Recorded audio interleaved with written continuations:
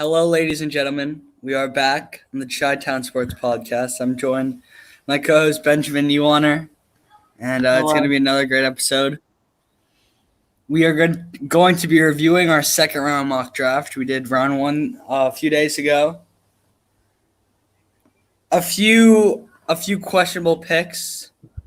Some head scratchers, some wows, but they were nearly similar. So I think Ben and I are interested to see how close the second round will be. It'll probably be more different than the first round, just on the fact there are more players for more opportunities. I don't know. I Yeah, you agree. get what I'm Probably saying. gonna be a But bigger difference. anyway, here we go. Dallas Mavericks 31. I had them selecting the center from Duke, Vernon Carey Jr. Had a year I don't think he expected he would have. I thought he'd have a lot better of a statistical and shooting year. He had a very low shooting percentage, which most scouts find most unattractive about him. But I still like Vernon Carey. I don't think he lived up to his number 4 overall recruit ranking, but I have him at 31. You really liked him, I remember, in your player rankings. You had him at like 13. But I Yeah. had Tyrese Maxey, a Kentucky shooting guard. I'd honestly be surprised if he fell this far. But this would be a great move for the Mavs. Shooting guard might be their worst position. It's up there, even though Tim Hardaway's had a good year. So this would be a smart pick, especially with value. So that's who I went with for that. 32 overall. I have the Charlotte Hornets trading the pick. They have a bunch of picks in this year's draft, along with the Celtics. I think they have the top 2 most picks, and I just don't think they need anyone here. So I think they're going to trade the pick. I had them going with Trey Jones, a Duke point guard. This is like Trey Jones should be a solid NBA backup point guard, something that every team could hope to get, and I think this pick would be a nice thing for the Hornets. I don't think Trey Jones will be available when they have their next pick, so this is a good place to try to snag him, especially if Devontae Graham comes back to earth next season. He had a crazy breakout, but if he calms down a little bit, Trey Jones actually might start. So this would actually be a good pick in my book. All right, 33. I have Paul Reed, the DePaul power forward. Had a lot better of a year than people thought. 16 points, 10 boards.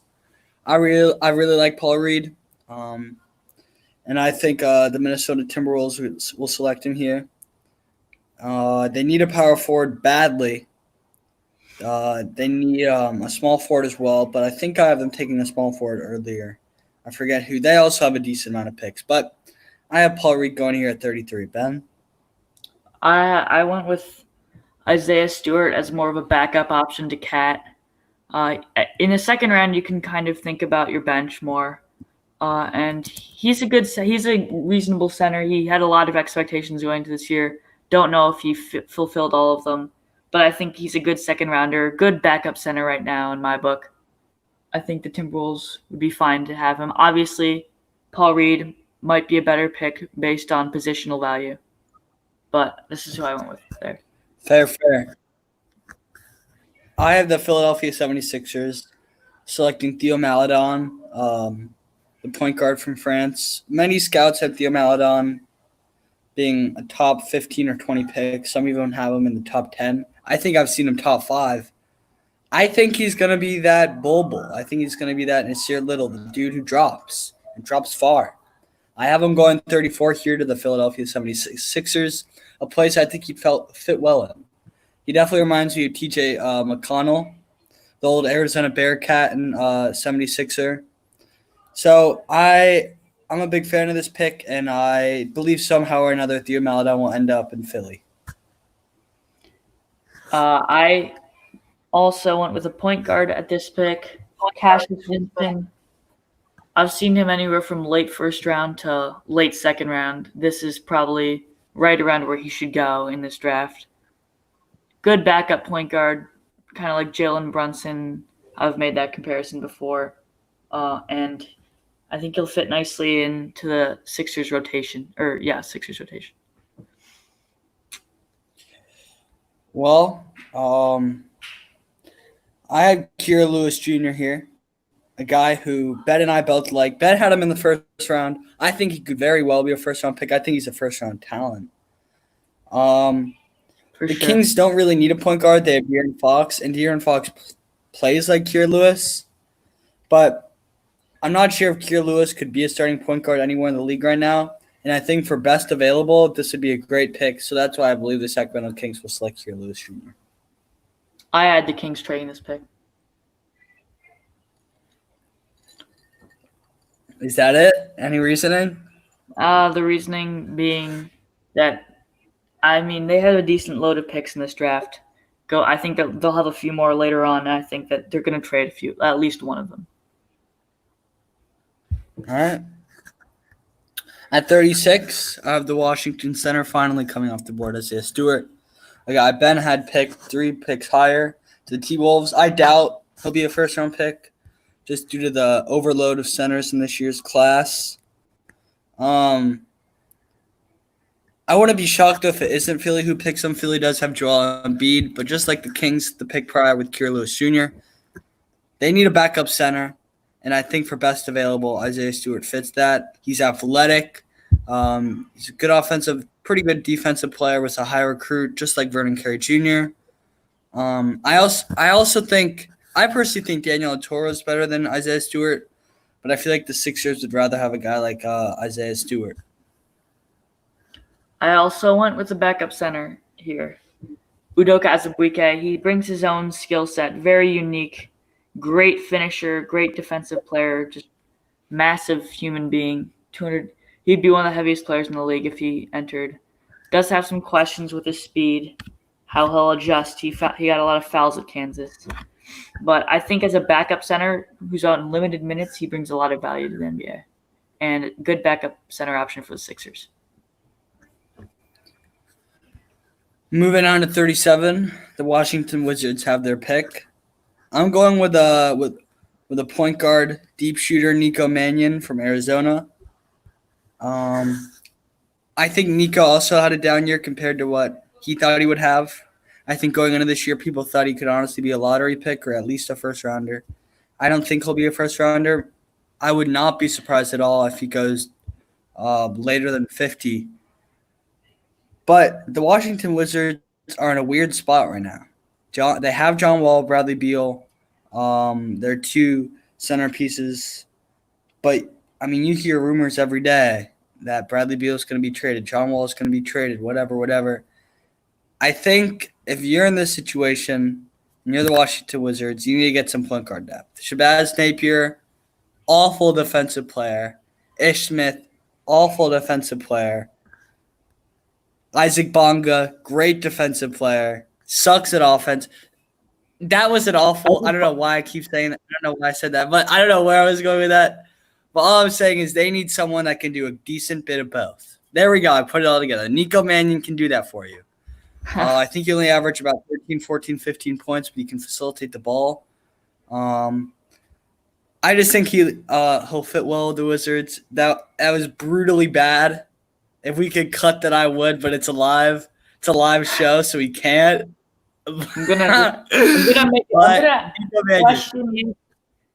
question the defensive ability of Nico Mannion, but we'll leave that for another time. I had the Wizards going with Vernon Carey Jr., a center from Duke, purely because I don't like Vernon Carey very much. But the Wizards really don't have many centers. I love Mo Wagner. Can't believe I said his name wrong. But I don't think he'll really cut it in the NBA. I think Vernon Carey has a chance to cut it in the NBA, and I think the Wizards will look for a center in the second round this year. And I think at this point he's the best left. All right.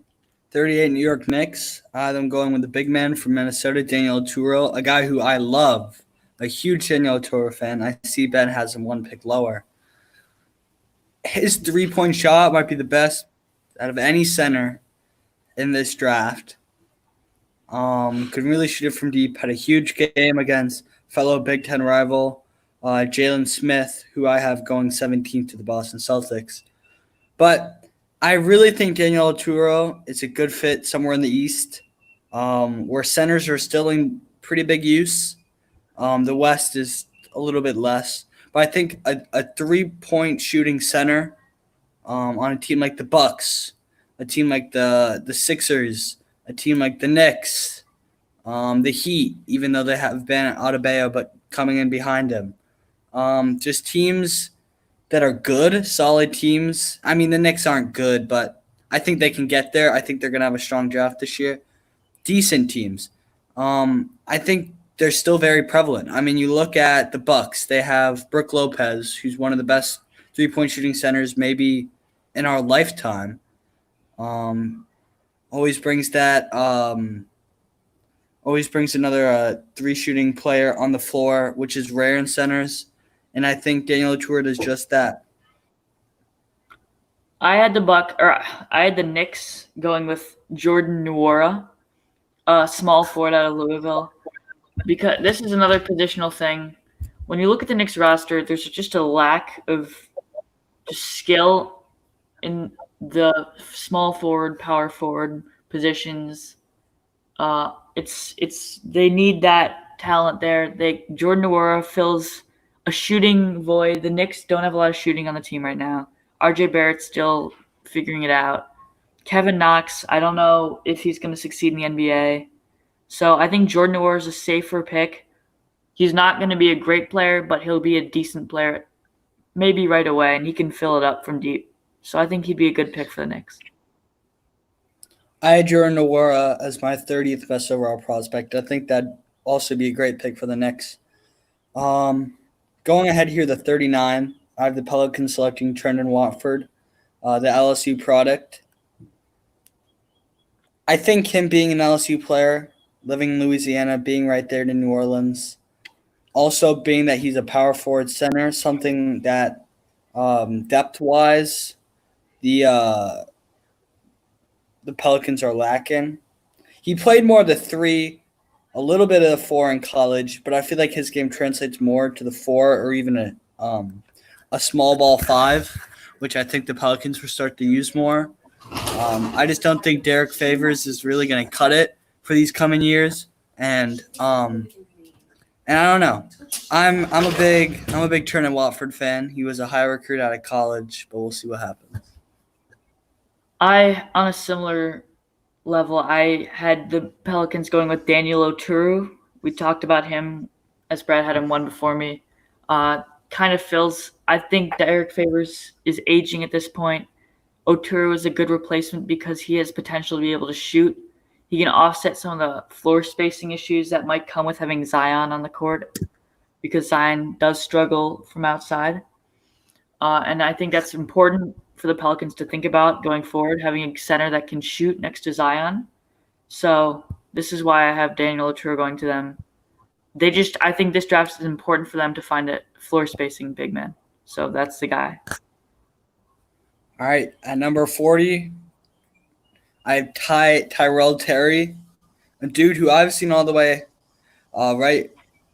just falling out of the lottery, and a guy who I've seen from the 50 to 60 range.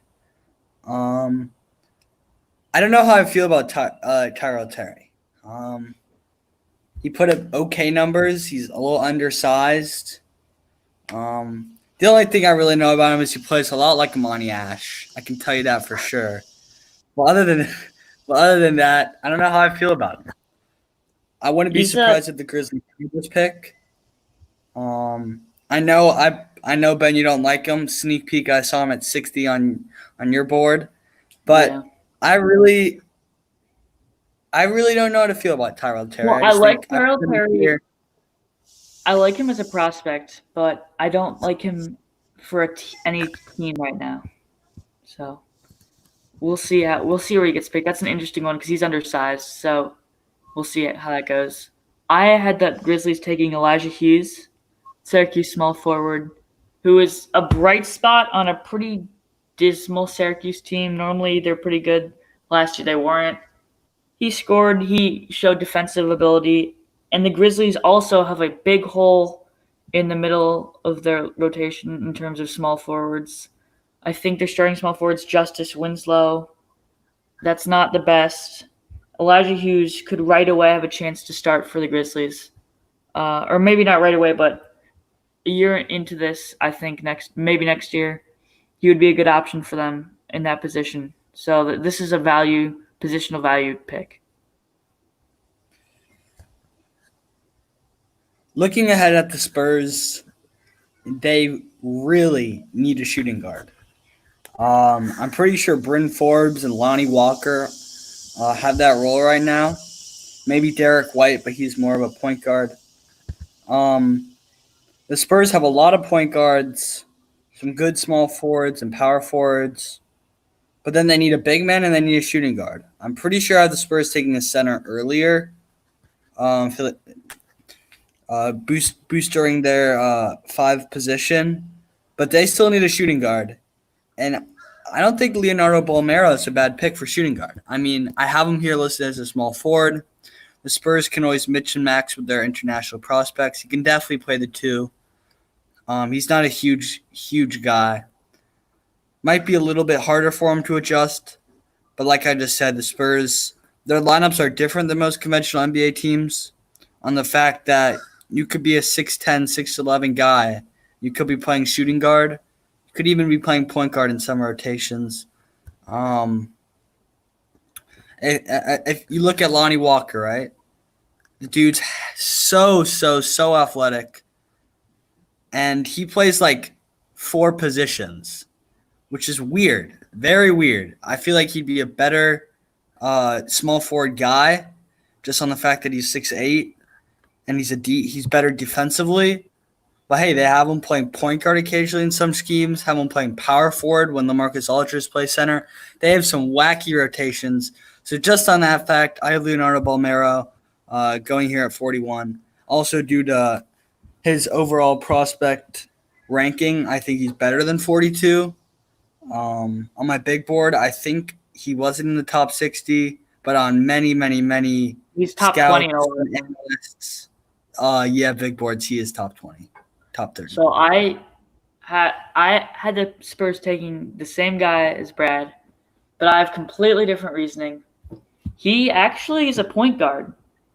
I know. He plays 3 positions. I forgot to mention that, yeah. He plays point mostly when he plays on Barcelona, which is the team he's on. And I have this as the Spurs taking him and kind of letting him continue playing in Europe for 2-3 years, which is what they've done. 3 years? He's not going to play 3 years? I thought he played like 1, if that. No, I'm saying they're going to let him continue in Europe. No, I'm aware. I know. But I don't think he'd play more than a year. You don't think you let him stay in Europe? Teams are less willing to have their players stay for more than a year. Well, the Spurs with Greg Popovich, they have a. I get it, the Spurs, but I don't know. Hear me I don't think he'd out. stay more than. The Spurs have done this with international prospects before. Davis Bertans was drafted more than 5 years ago, and he came over to the Spurs like 3 years out after he played in Europe. So they've done this before. Leandro Almaro, I think is his name. He's only 19 right now. He possibly could keep growing. And I think if the Spurs don't like the direction they're headed in terms of point guards, bring him over. Maybe see how he does. This is a pick for the future. This is not a pick for next year for me. Agreed. So that's how 42 Sacramento Kings, yes. I have Jay Scrubb, the JUCO Louisville commit. I think he's a really solid player. I think at 42 this isn't an amazing, but this isn't a bad pick. Wouldn't be shocked if they trade this pick. I said Jay Scrubb just on the fact for depth. They currently have Buddy Hield and Bogdan Bogdanovic playing the 2. Mixed in with some time with the 3 is Kent Bazemore and Harrison Barnes. Getting one more guy in that little unit I think would help. And I think Jay Scrubb having the athleticism and scoring ability he has would help. I went with Nico Mannion for this pick. Similar, you had a point guard. You had the Kings going with a point guard at 35. You had Kira Lewis, I think. So this Yeah, is a similar I did. idea because they don't have a backup point guard. I think they have Yogi Ferrell. I don't know off the top of my head who else De'Aaron is Fox. on the point guard rotation, but it's Elias De'Aaron Fox. And De'Aaron Fox will need a break. Nico Mannion can do some things that De'Aaron Fox can't do. He can pull up. He can create his own shot easily. De'Aaron is not much of a shooter. He's more of a slasher. So they might complement each other decently.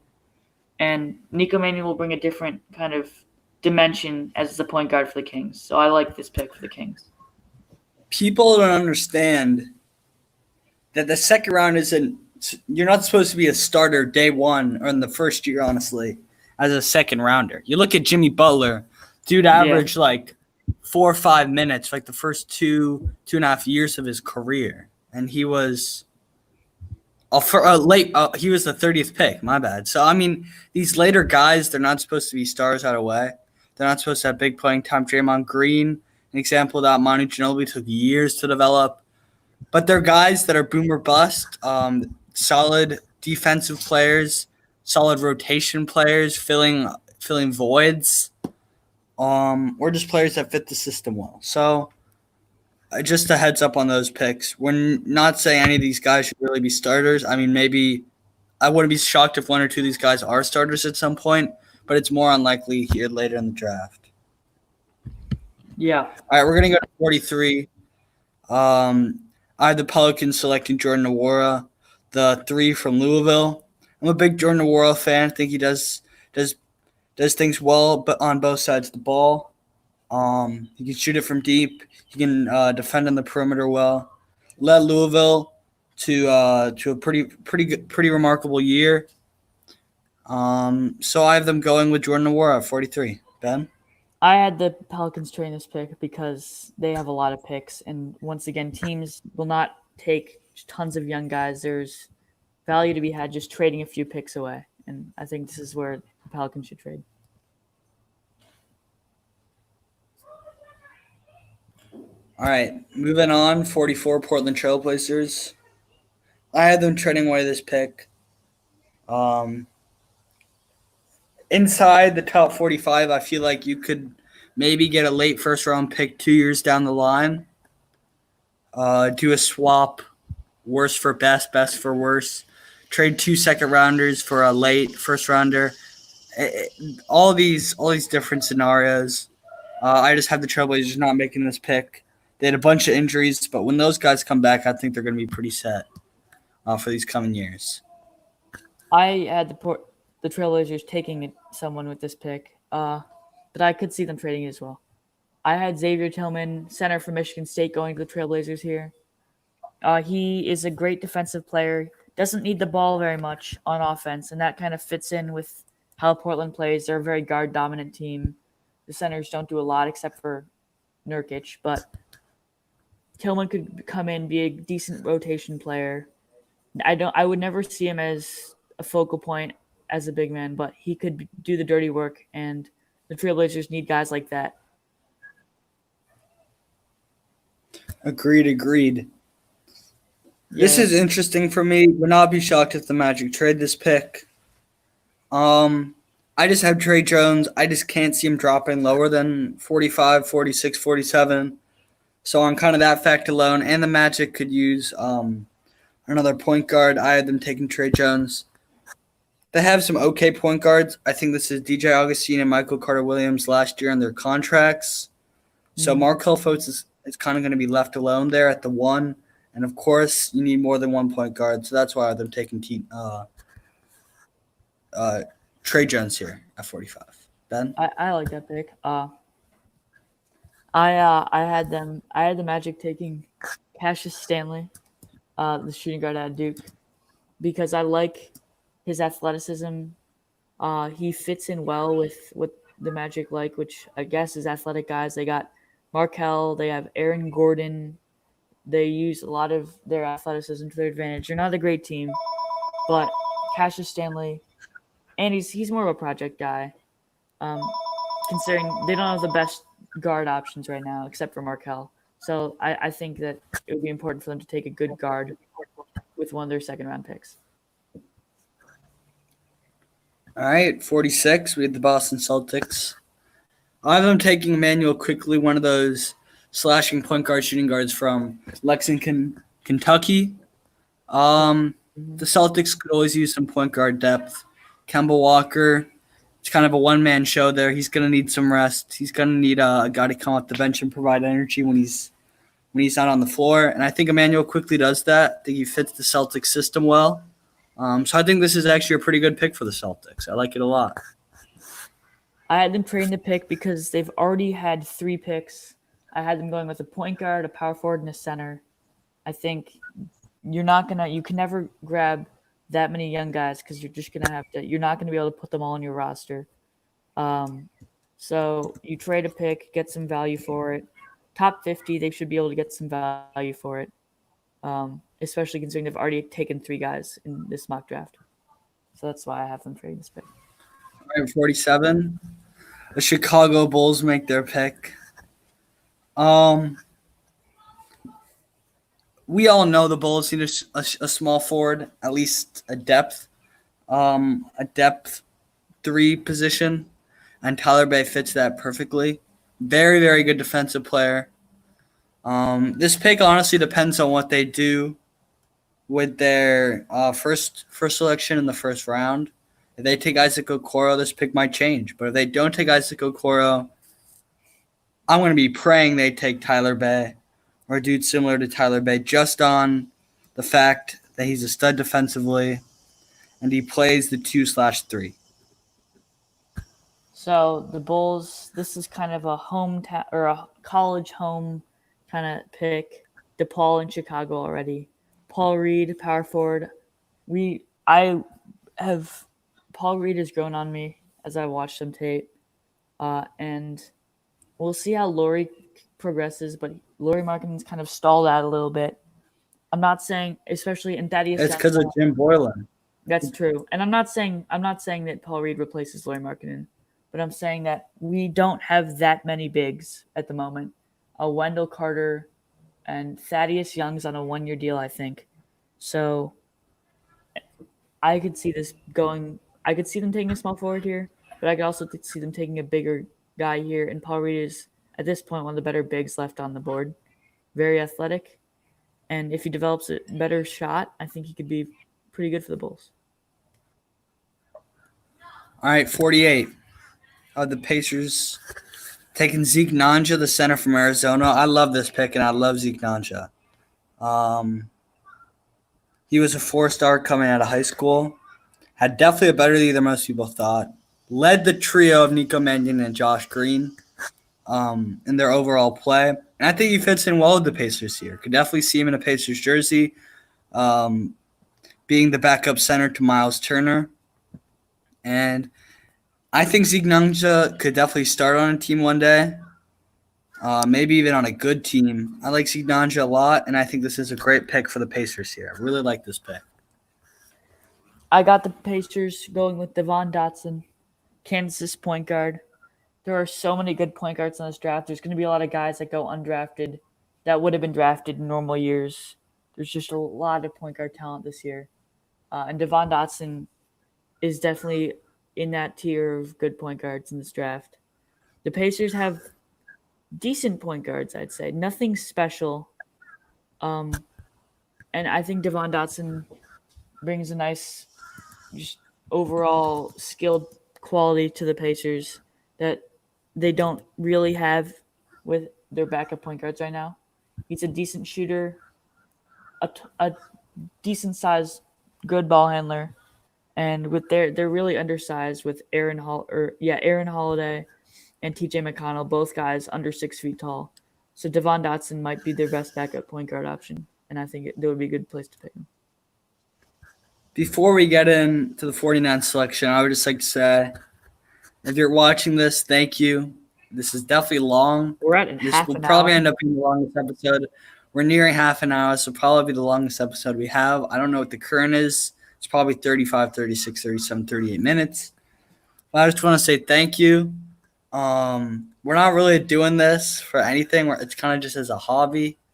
We'll probably make a video explaining everything and what we're going to do when school starts back up, whatever. I'm assuming we'll keep it going. I know Ben and I both enjoy it. Yeah. But yeah, here we go. 49th pick, Philadelphia 76ers. I have them trading the pick. They have a bunch of selections. Don't really see a perfect player here. So yeah, I have them trading the pick. I have the Sixers. Honestly, I think this is not good by me here. I think I had them drafting a center earlier. This is just a mistake on my end because I love Zeke Nagy as a player. They do need a backup center, but that was already covered with, I think I had them taking, I can't even remember. At 34 I had them taking someone. So this, honestly, they're probably not going to take a center here. I could actually have them trading the pick as well, which is what they should probably do.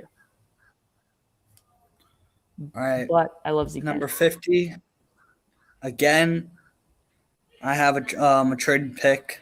Just don't see anyone the Thunder really need here. And we'll move on to Ben's pick. This is different. I had Corey Kispert at 20 in the 20s, but I actually shifted. I realized there's no way he's going in the first round. I brought him down to 50, and I switched him with another small forward at 27 or 28. I switched him with another small forward at 27, Robert Woodard II, who is a small forward out of Mississippi State. He's in the top 25 of a lot of big boys. I don't even have him picked. You don't have him picked. I don't have him picked. He's in a lot of top 25s. And he fills that need as small forward, but he's not the best shooter. He's more of a defensive player. So, which is why I still have them taking another small forward at 50.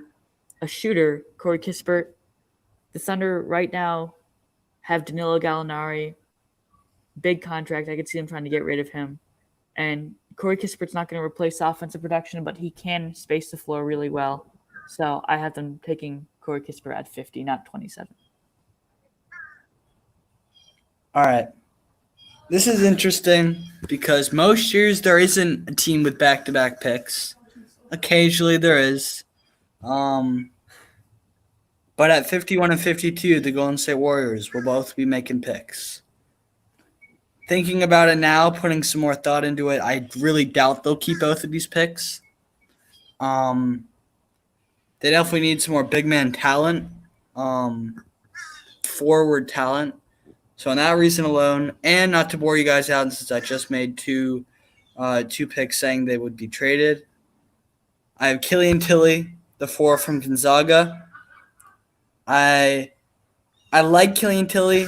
I feel like I'd like him more, but I don't for some reason. On the Warriors, I don't think he'd play the 4 since they have Draymond and Eric Paschal. I think he'd play more the 5, where all they really have is Kevin Looney. I mean, Marquise Chris and Dragon Bender, I don't think are going to do much. So I have Killian Tilly. I probably should have put him at power forward center, even though he even played some of the 3 along with Corey Kispert at Gonzaga. I have the Warriors selecting him. Ben? I had them trading the first of their picks because I agree with you that they probably won't hold on to both of these. So I had them trading. If they trade a pick, it would be the first one, just on the fact it's sooner. Yeah. Yeah. All right, 52.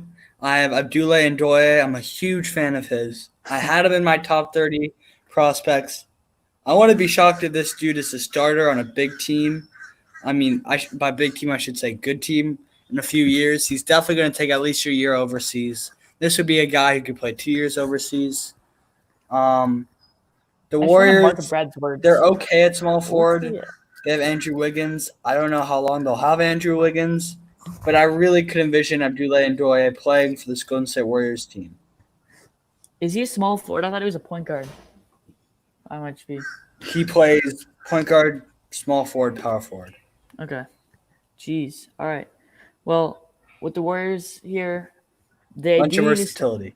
They do need a center. And I think Nick Richards out of Kentucky is actually kind of a perfect player type for them. He's not going to do a lot on offense, but the Warriors don't ask their centers to do a lot. With Kevon Looney, guys like that, they're screen setters. They're big guys. They can finish. They don't need the ball. They're strong on defense, and that's kind of what Nick Richards is as a second-round pick. So I think that this is a really great pick for the Warriors. He just fits everything that I think they want out of a center. All right, 53. I don't know if you just saw me typing. I have them taking Kenyon Martin Jr. From IMG Academy. This is very interesting because he didn't generate huge buzz coming out of high school. He was a solid player. I think he was originally committed to UCLA. Played at Sierra Canyon alongside Cassius Stanley. But in the end, he decided to go to IMG Academy, play prep ball, and he balled out. He showed why he should be selected in this year's draft. I don't think anyone had him being selected prior to the season, but he had such a strong prep year. And I believe Kenyon Martin Jr. can play some decent minutes for a Hawks team this year. So I have him going on 53. I'm just gonna talk about Kenyon Martin for a sec. I haven't done my research on him. Only thing I've seen of him, played a 1v1 against Jesser and didn't look very good. So that's what I've researched about him. So that's all I know about Kenyon Martin. But I had the Hawks taking a point guard shooting guard one of my favorites. I had him really high on my draft board, Emmanuel Quickley out of Kentucky. We've talked about him. I've talked about how I think he's underrated, and I think teams will underrate him. So this is around where I expect him to go. And the Hawks, once again, backup point guard situation, not ideal. Obviously, they're not going to have a lot of minutes because Trae Young's probably going to be playing 40 to 45 minutes a game. But for the minutes that he sits, Quickley is a good option. He's also better at defense. He's just a stronger guy than Trae Young is. So I think he's be a nice pick for the Hawks. All right, 54. I have the Kings selecting Reggie Perry, the 4 from Mississippi State. I'm a big Reggie Perry fan. I think he's a solid player. Very good offensively. The Kings have a decent amount of power forwards. So he could also play the center as an undersized guy. Wouldn't be shocked if the Kings trade this pick. They definitely could. Would not be shocked at all. But yeah, that's my reasoning for why the Kings should select Reggie Perry. I had the Kings taking Killian Tilly, who was just taken in Brad's mock. We talked about him. He can space the floor as a center or a power forward, wherever you want to put him. The Kings, this is a depth pick. In a few years down the line, I don't think I can see Tilly playing at the moment, but a few years down the line, gets a little stronger. He could be a nice backup player in the rotation as a big. So that's why I have them taking him. All right, 55. I have the Clippers selecting Jared Butler. Out of Baylor. He's not from Butler. He's from Baylor. Excuse me. He had a great year in Waco. Really put scouts, really opened scouts' eyes, I should say.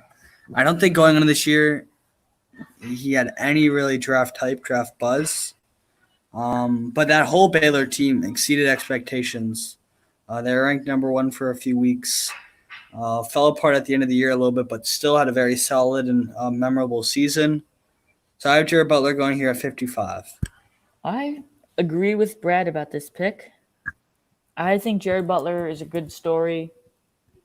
Really helped Baylor to one of the best seasons they've ever had as a basketball team. And he was their best player for the entire year. Their go-to guy, their also go-to defender. I think just his success in college. He could definitely be picked higher than this. Yeah, he should definitely be in this draft. Like, there's no question. He was good enough to be a top 40 pick, in my opinion. But I have him going here as well. The Clippers like their defensive, gritty guys, and Jared Butler is a gritty player. So I think that the Clippers might actually take him. All right. I have the Hornets taking a point guard here. They've had a bunch of picks. I have them primarily taking forwards and centers. So I have them taking a backup point guard. They have Devontae Graham at the 1, Terry Rozier at the 2, Malik Monk at the backup 2. But they don't really have a set backup point guard. I mean, Kobe Simmons, the Arizona Bearcat product, has done decent, primarily playing in the G League. I saw him play. I'm a big fan of his, but I'm more of a fan of Davon Dotson. I think Davon Dotson from day one can come in, get a few points, play some good defensive series, and provide some leadership off the bench. So I have Davon Dotson going here at 56 to the Hornets. I just want to shout out, I think the backup point guard for most of the year for the Hornets was actually Cody Martin, who was at Nevada. and kind of like unexpected, undrafted. I just wanted to give him a shout out because he was better than expected. But I have the Hornets going with John Petty Jr., an Alabama shooting guard that I think is a little underrated this year. He just looks like an NBA player to me. He can really shoot well, and that's never a bad thing in this NBA. The Hornets could use some shooters. They really don't have, other than Devontae Graham, not the best shooting team. So John Petty Jr. to me is a good fit for the Hornets. He might not get drafted. I don't think Brad loves him, but I think I'll give him a flyer. I'm not a fan. Late second round, in my opinion. I think he was in my top 60 prospects. Was he? I don't remember if he but was. I only selected 51 guys. If you can look at the bottom of your screen, I have 9 picks being traded. So there are kind of 9 guys that maybe should be picked here that I don't have included. Ben has 9 players traded as well, so same goes with him. Regardless, 57 Brooklyn Nets. I have Malcolm Perry, the veteran shooting guard from Arkansas. Wouldn't be shocked if they trade this pick. He'll definitely be available here. I wouldn't be shocked at all if he gets undrafted and goes back to college. But I'm Malcolm Perry here. I have Jay Scrubb here. I don't love Jay Scrubb as much as Brad does. He's a draft. He should be picked. He should be picked. I put him here because he should be picked. I wouldn't be shocked if he goes higher than this. The Nets are good at picking guards. They've succeeded with a few guards recently, not drafted, but Spencer Dinwiddie and Chris Chiozza come to mind. Even Joe Harris, when thinking about the Nets and guards. So we'll see if Jay Scrubb turns out to be like them. I am skeptical, but I do have him going to a team. All right, 58. I have Desmond Bane, the TCU small forward. I'm not a fan of Desmond Bane. I feel like analysts and scouts like him more than I do, no doubt. I've seen him as high as 35, 40. I think he falls. I think he gets picked, but I think he'd fit very, very well with a team like the Toronto Raptors. They sometimes take these older, veteran college guards and forwards and turn them into reliable backup options. I think that's what they're going to do here with Desmond Bane. On that note, I agree with Brad about that, and that's what they could do with Peyton Pritchard, point guard of Oregon. Fred VanVleet, I don't know if he's staying in Toronto, if he doesn't stay, and if Kyle Lowry's aging. So he's both are still good players, but just to solidify the point guard position, Peyton Pritchard was a great college player. He has some athletic limitations, but he's a hard-nosed player, and the Raptors like guys who have that grit and that determination, which is what Peyton Pritchard brings. So I hope he gets drafted. I think he deserves to get drafted, but there's a lot of great point guards. Brad does not have him being drafted. We'll see. I do not. 59, the 76ers. I have them trading the pick just on the fact they have a bunch of picks, and they might be able to trade this to hopefully get a mid-second round, early second-round pick in the coming years. Ben? They could trade this pick. I have Desmond Bane because I had him pretty high on my prospect list. His one real issue for me is a negative wingspan, which means his wingspan is actually shorter than his height. And that in the NBA is very rare to see a player who's very rare, yeah. So that's kind of an issue. Other than that, I love him as a prospect. He's a great shooter, great scorer in general. Means he has super short arms. Yeah, he's a T-Rex wingspan, basically. That's what it means. Kind of like what I have. Like Monmouth. Yeah. He's Monmouth. I mean, Amani is a longer wingspan than me. I have a T-Rex wingspan.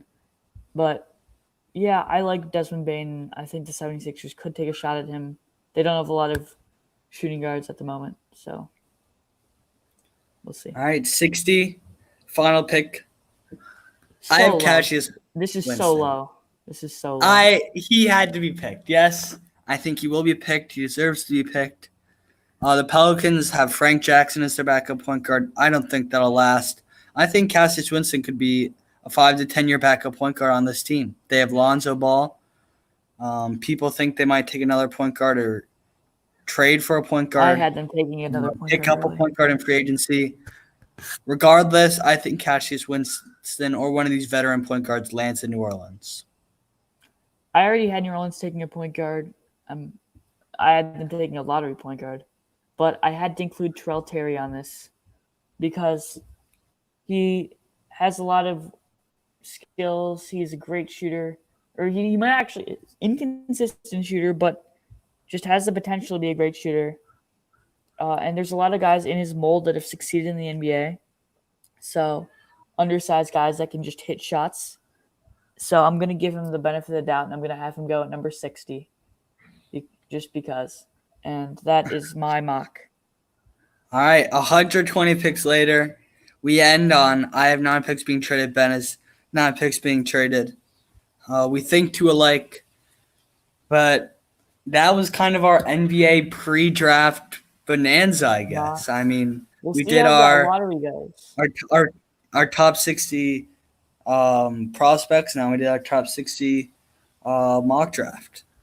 I think Looking we'll have to do forward, another one of these after the lottery. yeah, but like so much time Not like a will be full going one. on. Not a full one. Maybe a lottery Maybe. one. We'll see. Looking forward though, we definitely want to continue pushing out episodes. So even though sports is still dull, we will. I'm pretty sure be doing some college football related stuff, whether that be top 25 rankings, not including the bowl games and playoff. Maybe some college basketball. I think we want to And move to college we're football and getting basketball close. for a few weeks. We're getting close. There And is- I think once it starts up again, we will be fully covering that and the games and predictions and scores and stats and whatever That'll be comes more with it. exciting. So yeah, I'm actually watching you won't the be hearing basketball us tournament. rambling on again about random stuff that's weeks/months away. But yeah, thank you guys for watching again. Another great episode. Long And one. peace. See ya.